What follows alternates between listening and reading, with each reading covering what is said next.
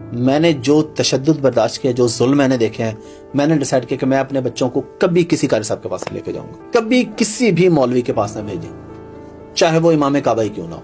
اگر کوئی بندہ یہ بات کہے کہ مساجد اور مدارس کو ختم کر دو اور مساجد اور مدارس کو ویران کر دو، تو کوئی بھی صاحب ایمان اور مسلمان اس بات کو قبول نہیں کرے گا، بلکہ دنیا کے کونے کونے کے اندر مسلمان بستے ہیں، اس بات کو قبول نہیں کریں گے، اس بات کو برداشت نہیں کریں گے۔ ہر صاحب ایمان اس بات کا سختی کے ساتھ جواب دے گا۔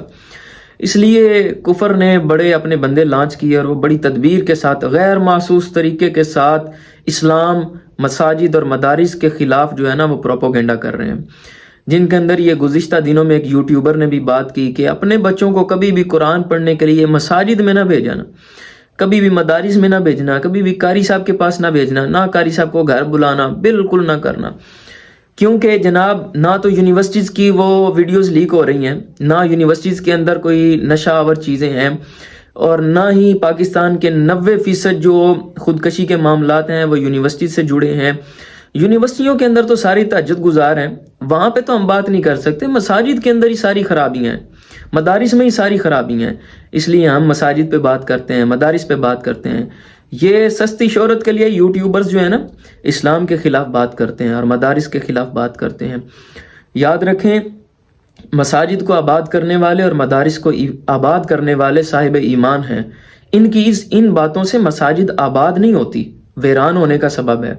آقا کریم صلی اللہ تعالیٰ علیہ وسلم نے فرمایا، حضرت ابو سعید خدری رضی اللہ تعالیٰ عنہ بیان کرتے ہیں، آپ نے فرمایا کہ جو بندہ مسجد میں آتا جاتا ہو اس کے صاحب ایمان ہونے کی گواہی دو، اور جو بندہ مساجد کے ساتھ محبت کرتا ہو، مسجد کی میخیں ہوں، ہر وقت مسجد میں رہتا ہو، قیامت کے دن اللہ اس کو اپنے عرش کا سایہ عطا فرمائے گا۔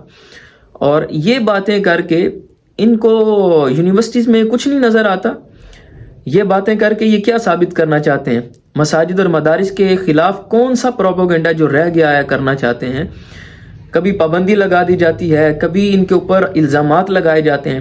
پورے پاکستان میں یا پوری دنیا میں کوئی ایک آدھی ویڈیو آ جائے مسجد کی تو اس کو اس طرح ڈھنڈورا اس کا پیٹتے ہیں اور اس کا اعلان کرتے ہیں کہ جیسے پتہ نہیں کوئی قیامت آ گئی۔ بالکل یہ غلط ہے، ہم اس کی طرفداری نہیں کرتے۔ تو آپ کو ہر روز کبھی مالا کنڈ میں، کبھی باولپور یونیورسٹی میں، کبھی لاہور میں، آپ اندھے ہیں، کوئی چیز نظر نہیں آتی یونیورسٹیز کی؟ یہاں پہ کچھ بھی آپ کو نظر نہیں آتا؟ جو نشے والے معاملات ہیں، خودکشی والے معاملات ہیں اور دیگر معاملات بھی ہیں، اگر نہیں نظر آتے تو دیکھیں، مدارس ان کے مقابل 1% بھی نہیں ہے۔ ہم تو اس 1% کو بھی سپورٹ نہیں کرتے، ہم یہ کہتے ہیں جو کالی بھیڑیں ہیں ان کو سامنے لاؤ اور سزا دو، ان کو سزا دینی چاہیے۔